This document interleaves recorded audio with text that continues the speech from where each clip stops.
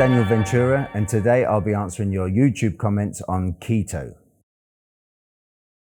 Okay, so I've got a question here from KursX, and he's asked me, would a keto coffee break my fast? Now, biologically, yes, 100%, any sort of calories will break your fast. Most people, when they do intermittent fasting, they try either by having a black coffee, water, or a cup of tea. But even a black coffee will have 5 calories in it. So even a black coffee with nothing in it, no milk, no sugar, that's going to break your fast as well. Now, the reason I take a keto coffee first thing in the morning is not because I'm so concerned with intermittent fasting as a biological process. What I want to achieve is a lack of appetite. And when I have keto coffee first thing in the morning, that suppresses my appetite and gives me tons of energy, gives me mental clarity for many, many hours. I don't feel that I need to eat until about 2 o'clock or 4 o'clock in the afternoon. Now, yes, there will be calories in the keto coffee. Mine typically measure out to about 225 calories, but they will be coming from purely fat. There's no other carbohydrates, no protein. Now, why is this important that it's just fat? In a keto diet, it all revolves around insulin. If you were to have sugar for breakfast, if you had a donut as an easy example, very sugary, lots of carbohydrate in that, that will raise and spike your insulin levels by as much as 140%. Now, if I were to have protein for breakfast, maybe have a piece of lean chicken breast, that's going to raise your insulin levels around 40%. But if I have fat, if I have butter, coconut oil, MCT oil, any type of fat, that will raise my insulin levels by about 1 or 2%. So it's basically a negligible increase in insulin levels. So my body effectively will stay in a fat burning and fat adaptive state, whereas any other type of calories will stop that fat adaptive state from occurring. I hope that makes sense, and I hope that answers your question. I've got a very good question from Adam M. He's asked me, after I've done my cardio in the morning, what sort of time in the day would I do weights? Now, the best time I've discovered is doing cardio in the mornings in a fasted state. Obviously, it's going to burn calories and it's going to get you in a sort of a fat burning mode physically for the rest of the day. Now, if you were to do your weights immediately afterwards, let's say, for example, you're going to burn 250. This is for easy figures, of course. 250 calories from your cardio and 250 from your weight training session. If you do them together, your body's going to burn 500 calories because it's going to treat it as one workout.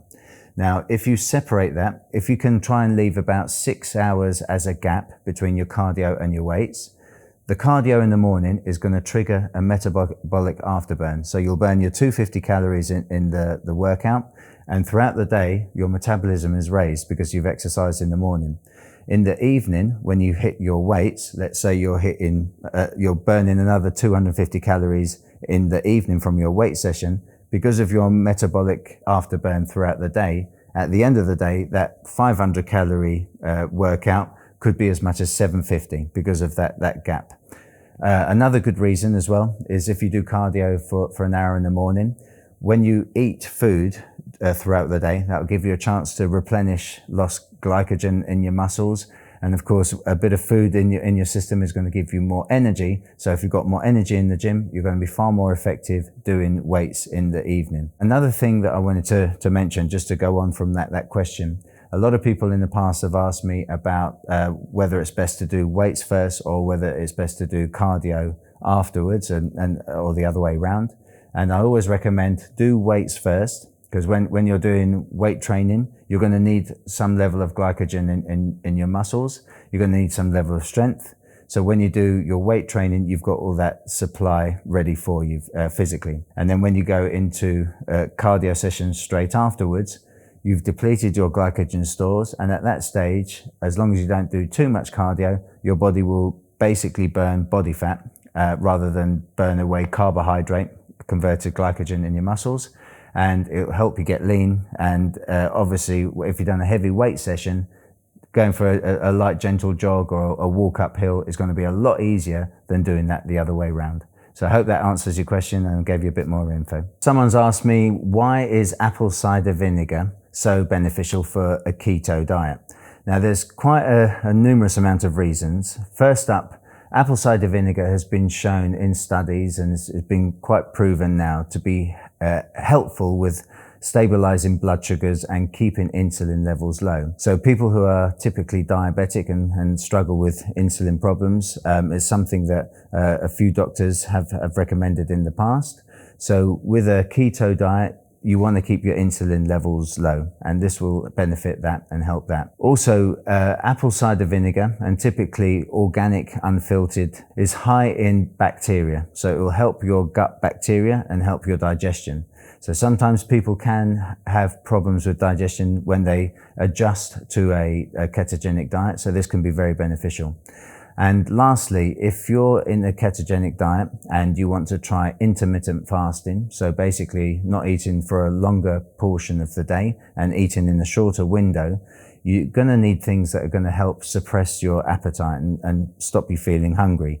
Apple cider vinegar, if you have 3 teaspoons of apple cider vinegar in some water, it just switches off your appetite pretty much instantly. So I hope that answers your question, and I hope that helps. Okay, I've got a very good question here from, I think I'm pronouncing this correctly, Quatamok Medina. She's asked me, how many calories a day should I be eating on a keto diet? Now this of course depends on what your specific goal is. Typically people use the keto diet to lose weight and to lose body fat. Now if that's the case, you need to be eating in a slight calorie deficit. To work out what your calorie maintenance and calorie deficit levels should be, you need to first of all ascertain your height, your weight, your current weight, your exercise level per week, and of course your age. With these details, if you go to a website called freedieting.com, which will appear just here, click onto that website and look for the calorie calculator. On this section of the website, it'll ask you for all these details that I mentioned above. Put those in and it will give you a maintenance calorie level. So of course, if you wanted to stay exactly the same way as you are today, that's the amount of calories you need to eat per day. If you want to lose a little bit of body fat, it will show you a different figure. And of course, for extreme fat loss, it will show you an even smaller figure. So I hope that website helps, and I hope that answered your question. Thank you. Okay, so next question is from Bob Abraham. He's asked me to list my supplements. So I'll start off in chronological order from the start of the day to the end. First thing that touches my lips is a regenerative shake, which I mix with water. After that, I'll have a keto coffee, bulletproof coffee with some butter. And with that, I'll be taking a potassium tablet. I'll also take magnesium to give me my essential electrolytes throughout the day, keep my energy levels up.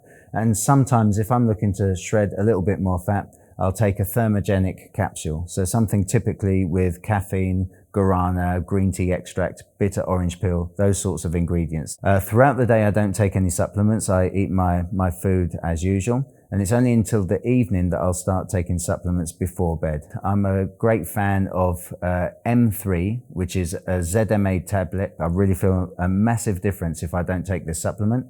So I take that before bed. I also take vitamin K, vitamin D to help testosterone, and that also complements the ZMA. Last but not least, before I go to bed, I take Super 8 Udo's Choice probiotic, which is a probiotic that has 42 live bacteria cells and comes from 8 strands of live bacteria. A lot of probiotics out there. I've taken many, and a lot do absolutely nothing. The bacteria dies in the digestive system, but this one guarantees that at least a few billion survive and hit the digestive tract where it's supposed to kick into action. So that's from the start of the day to the end of the day. Hope that helps.